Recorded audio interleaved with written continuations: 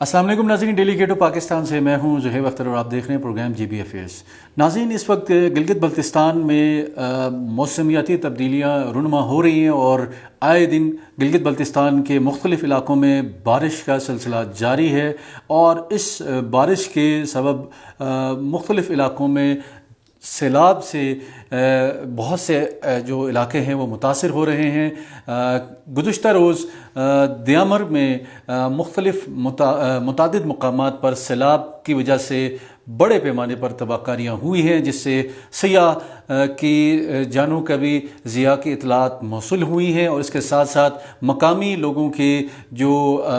घर हैं उनको भी नुकसानात पहुँचे हैं। इन तमाम चीज़ों के ऊपर हम बात करेंगे और इस पर बात करने के लिए हमारे साथ स्टूडियोज़ में मौजूद हैं गिलगित बल्तिस्तान के सीनियर सहाफ़ी अब्दुल रहमान बुखारी साहब हमारे साथ मौजूद हैं। बुखारी साहब, सबसे पहले आपको प्रोग्राम में खुशामदीद कहते हैं। बुखारी साहब, सबसे पहले ये बताइएगा कि गिलगित बल्तिस्तान के अंदर इस वक्त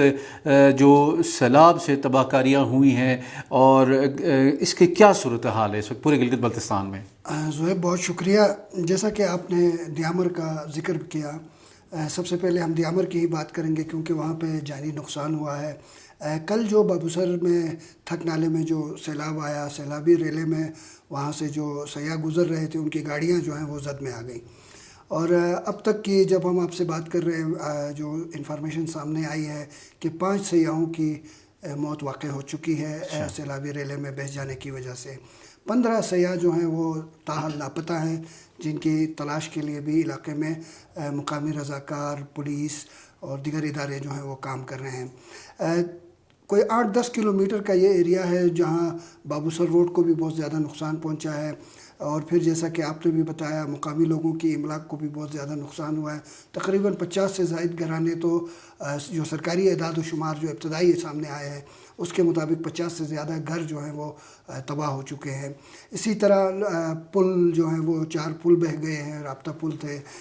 2 मसाजिद शहीद हो गई हैं, लोगों की इमलाक को बहुत ज़्यादा नुकसान पहुंचा है और वहाँ पर जो बिजली का निज़ाम था वो मुतासिर हुआ है, सड़क मुतासिर है। और इसी तरह अगर हम स्कर्दू की बात करें तो कल देवसई और सतपारा के दरमियान जो सड़क है उस पे फ्लड की वजह से रोड बंद रहा और एक जो पाक फ़ौज है, ज़िली इंतज़ामिया है और मुकामी लोग हैं उन्होंने सयाहों की बड़ी मदद की। इसी तरह खरमंग में सैलाबी रेले की वजह से राब्ता मुनक़ता हुआ। गुज़श्ता रोज़ ज़िला गज़र के मुख्तलिफ़ इलाक़ों में, पुनियाल में, यासीन में सैलाबी सूरत हाल देखने में आई। तो ये गुज़श्ता 10-15 दिनों के दौरान गिलगित बल्तिस्तान में सैलाबी सूरत हाल जो है वो आए रोज़ किसी न किसी इलाके में देखने को मिल रही है। अच्छा बुखारी साहब, ये बताइएगा कि क्या हुकूमत की जानिब से कोई फैक्ट्स एंड फिगर्स दिए गए हैं कि अब तक किस हद तक नुकसानात हुए हैं अवाम के और जो इंफ्रास्ट्रक्चर जो अब तक तबाह हुआ है, कितना कोई तखमीना इसका लगाया गया है? देखिए, अगर किसी एक इलाके की अगर आप बात कर रहे हैं, जैसा कि अगर आप बाबूसर की बात कर रहे हैं, तो इस वक्त तो ये है कि वहाँ रास्ते बंद हैं और लोग वहाँ पहुँचने की कोशिश कर रहे हैं। अब इंतज़ामिया के लोग जब वहाँ जाएंगे और सही एदाद शुमार तब वो जमा करके सामने आएगी तो बात वाज़े होगी। लेकिन जो इब्तदाई इतलात थी वो मैंने अभी आपको बताई। इसी तरह मुख्तलिफ़ इलाक़ों में आपको पता है, शरोट में, शिकियोट में, बेयरची में, फिर गज़र के मुख्तलिफ़ इलाक़ों में सैलाबी सूरत हाल आई। असल में सैलाब के आने के बाद जो है वो एदाद शुमार जमा करने के लिए टीमें जाती हैं, वो फिर एदाद शुमार जमा करते हैं कि लोगों की क्या इमलाक नुकसान हुई है, सरकारी इमलाक कौन कौन सी नुकसान हुई है, तो इस पर अभी काम जारी है। अच्छा बुखारी साहब, आप तकरीबन लोग आपसे रब्ता करते हैं, तो क्या अब तक मकामी लोगों ने कोई आपसे रब्ता किया हो कि जो हुकूमती इमदादी जो सरगर्मियाँ हैं उसकी क्या सूरत हाल है, किस हद तक उनको वो रिलीफ़ दिया जा रहा है और बिलखुसूस ऐसे मौक़े पर जो वहाँ के मकामी नहीं है, सयाह है, उनको किस हद तक रिलीफ़ दिया जा रहा है? जी देखिए, कल जो बाबूसर और स्कर्दू में जो सूरत हाल पैदा हुई, इसमें बहुत एक अच्छा और खुशगवार चीज़ ये है कि गिलगित बल्तिस्तान के लोग सयाहों को सयाह नहीं समझते बल्कि वो अपने इलाके में मेहमान समझते हैं और ये हमारे इलाके की रवायत है कि मेहमानों की मेहमान नवाजी की जाती है। तो ऐसे में जब लोग परेशान थे, लोगों का जानी माली नुकसान हुआ था, लोग सैलाब में मुख्तलिफ़ मकामात पर जो है वो फंसे हुए थे, تو لوگوں نے مقامی لوگوں نے سب سے پہلے مدد میں حصہ لیا. جو پولیس جو رضاکار وہاں پر موجود تھے انہوں نے لوگوں کو سب سے پہلے تو جانیں بچائی, اس کے بعد پھر زخمیوں کو منتقل کرنے کے لیے کام کیا. اس میں ضلعی انتظامیہ, پولیس, ریسکیو والے, جی بی اسکواڈ والے, یہ سب شریک تھے. اور پاک فوج نے ہیلی کاپٹر کے ذریعے امدادی سرگرمیاں جو ہیں وہاں شروع کی. تو یہ ایک خوبصورت چیز تھی کہ وہاں کے مقامی لوگوں نے, رضاکاروں نے لوگوں کو اپنے گھروں میں لے گئے, لے جا کے انہیں رہائش بھی دی, انہیں کھانا پینا بھی دیا. ایک ایک گھر کے اندر 100 لوگوں کو رکھا گیا. اسی طرح جو ہوٹل مالکان ہیں چلاس میں اور بابو سر میں, انہوں نے باقاعدہ اعلان کر دیا کہ جی ہمارے پاس جو سیاح آئیں گے وہ ان سے نہ کوئی رہائش کے اخراجات لیے جائیں گے, نہ کھانے پینے کے اخراجات لیے جائیں گے. تو یہ مقامی لوگوں نے اس علاقے کی روایات کو ایک بار پھر زندہ کیا. انسانیت کے ناطے بغیر کسی رنگ, نسل, مذہب کے لوگوں کی مدد کی گئی ہے. اسی طرح سکردو میں آپ دیکھیں امام بارگاہوں میں, مساجد میں, گھروں میں لوگوں کو رکھا گیا, انہیں بسترے فراہم کیے گئے, انہیں کھانا فراہم کیا گیا. اور پھر اس سیلابی صورتحال کے دوران جو لوگوں کا ساز و سامان تھا, ان کی قیمتی اشیاء تھی, نقد رقوم تھی, لوگوں نے ان کو بھی محفوظ کیا اور متعلقہ حکام کے حوالے کیا تاکہ وہ ایک پروسیس کے بعد لوگوں کی چیزیں ان کے حوالے کریں. اچھا صحیح. اچھا بخاری صاحب, آج صبح یہ نیوز آئی تھی کہ دیوسائی کے اندر بھی سیاحوں کے پھنسنے کی اطلاعات آ رہی تھی اور وہاں پہ گاڑیاں بھی پھنسی ہوئی تھی, تو اس کے حوالے سے کچھ بتائیے. جی بالکل, کل کی والی جو سیلابی صورتحال تھی اس میں مختلف مقامات پر وہاں گاڑیاں پھنسی ہوئی تھیں اور پاک فوج نے وہاں پر سڑکوں کی بحالی کے لیے فوری طور پر کارروائی کی, جس کے نتیجے میں روڈ بھی بحال ہو گیا اور لوگوں کی مدد کی گئی. انہیں فوری طور پر راشن فراہم کیا گیا, پانی کی بوتلیں فراہم کی گئی, کھانے پینے کی چیزیں فراہم کی گئی, جس کی وجہ سے جو سیاح پھنسے ہوئے تھے, جو مقامی لوگ تھے, مسافر تھے, ان کو تکلیف سے بچانے میں اہم کردار ادا کیا گیا. اچھا صحیح. لاسٹ آپ سے یہ پوچھنا چاہیں گے کہ اوورآل جو این ڈی ایم اے کی جانب سے اور میٹ آفس کی جانب سے کیا ہدایات جاری کی گئی ہیں, کیا پریڈکشن ان کی پیشن گوئی کیا کی گئی ہے, کیا الرٹ جاری کیا گیا ہے, اس وجہ سے ہمارے ناظرین کو بتائیے. یہ انتہائی اہم بات ہے کہ محکمہ موسمیات کی طرف سے اور ڈیزاسٹر مینجمنٹ اتھارٹی کی جانب سے وقتاً فوقتاً ایسے الرٹس جاری کیے جاتے ہیں کہ جی بارشیں ہونے والی ہیں, سیلابی صورتحال ہو سکتی ہے, پہاڑی علاقوں کا سفر نہ کیا جائے, احتیاط برتی جائے. لیکن بدقسمتی سے لوگ احتیاط نہیں برتتے ہیں. پھر دوسری طرف گلگت بلتستان میں جو اس طرح کے علاقے ہیں جہاں پر سیلاب کا خطرہ رہتا ہے, وہاں ارلی وارننگ سسٹم تو لگائے گئے ہیں, ان پہ کروڑوں روپے خرچ کیے گئے, لیکن آج جب مشکل وقت آتا ہے تو پتہ چلتا ہے کہ جی ان کا کوئی فائدہ نہیں ہو رہا یا وہ کام نہیں کر رہے. تو اس پر بھی سوال اٹھتا ہے کہ جی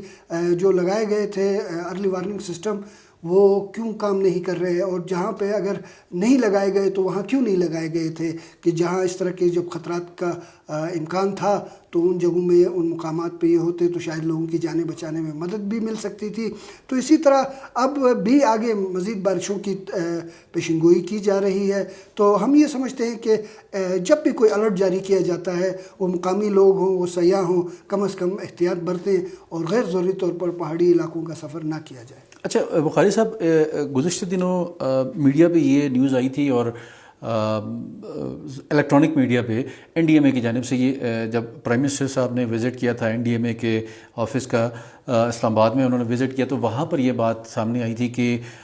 اس سال جو ہے بارشیں زیادہ ہوں گی اور بتایا یہ جا رہا تھا کہ کوئی 8 سپیلز ہوں گے بارشوں کے, جس میں سے یہ بتایا جا رہا تھا کہ پچھلا جو گزشتہ دنوں جو بارش ہوئی, جو اسلام آباد اور مختلف علاقوں میں جو تباہ کاریاں ہوئی, یہ 3را سپیل بتایا جا رہا تھا, اور بتایا یہ جا رہا تھا کہ اگست کے اینڈ تک یہ بارشیں وقتاً فوقتاً جاری رہیں گی. تو ایسی صورتحال کے اندر جس طرح آپ بتا رہے ہیں کہ جو ارلی وارننگ سسٹمز لگائے گئے تھے وہ ناکارہ ہیں, تو کیا ایسی صورتحال میں اس وقت آگے مزید بارشوں کی پیشن گوئی کی جا رہی, اور ابھی یہ جو بارشیں شروع ہوئی ہیں,